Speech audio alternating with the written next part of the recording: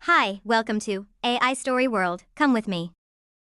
ఒక ఊరి విలేజ్ సెక్రటరీగా వెళ్తాడు. రవికి ఊరు కొత్త జాబ్ కొత్త.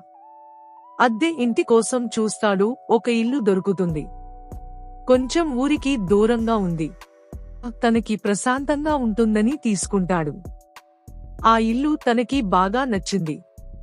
ఇంటి ఓనర్ సిటీలో ఉంటాడు, అప్పుడప్పుడు వస్తూ ఉంటాడు అని చెప్పారు. రవి అలా ఆ ఇంట్లో ఉంటూ జాబ్కి వెళ్తూ ఉంటాడు. ఒకరోజు రవి టేబుల్ దగ్గర కూర్చుని ఏవో ఫైల్స్ చూస్తున్నాడు. లేట్ అయిపోయింది. సడన్ గా లైట్ ఆఫ్ అయిపోతుంది. ఇదేంటి, కరెంట్ పోయిందా అనుకుంటూ చూస్తాడు. స్విచ్ ఆఫ్ చేసి ఉంటుంది.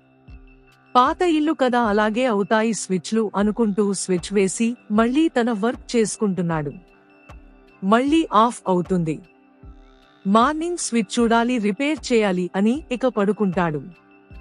ఉదయాన్నే లేచి తన రెడీ అయ్యి వెళ్లిపోతాడు ఆఫీసుకి. సాయంత్రం తిరిగి వచ్చాడు. ఎవరో డోర్ కొట్టారు. వెళ్లి డోర్ తీసి చూశాడు. ఒక అమ్మాయి 25 సంవత్సరాలు ఉంటాయి, నవ్వుతూ చూస్తోంది. ఎవరు కావాలి అని అడిగాడు. నేను హౌస్ ఓనర్ వాళ్ళ అమ్మాయి నీ అంటుంది. రండి రండి అంటాడు. లేదు, వెళ్లిపోవాలి, ఎవరో ఈ ఇంట్లోకి వచ్చారు అని వచ్చాను అని చెప్పి వెళ్లిపోతుంది. రోజులానే స్విచ్ ఆఫ్ అవ్వటం, ఉదయం చూడాలి అనుకుని పడుకోవటం, ఇలాగే జరుగుతుంది.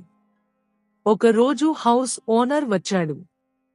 రవి ఆయనతో, సార్, ఈ స్విచ్లు సడన్ గా ఆఫ్ అయిపోతున్నాయి, రిపేర్ చేయించండి అంటాడు. సరే అంటాడు ఆయన. సార్, మొన్న మీ అమ్మాయి వచ్చింది, వెంటనే వెళ్లిపోయింది అంటాడు. ఆయన షాక్ అవుతాడు. మా అమ్మాయా? అవును అంటాడు రవి. మా అమ్మాయి కొన్ని సంవత్సరాల క్రితం చనిపోయింది బాబూ అంటాడు. ఉరివేసుకుని చనిపోయింది. ప్రేమ విషయంలో అని చెప్తాడు. రవి షాక్ అవుతాడు. ఆ అమ్మాయి వాళ్ళు ఆ ఇంటిలో ఉండేవారు. ఆ అమ్మాయికి ఒక అలవాటు ఉంది, అన్నీ పద్ధతిగా చూసుకునేది. తొందరగా పడుకోవటం, లైట్స్ ఆఫ్ చేయటం, ట్యాప్ ఆఫ్ చేయటం, ఇలా అన్నీ పద్ధతిగా చూసుకునేది. ఇది వినగానే రవి షాక్ అవుతాడు.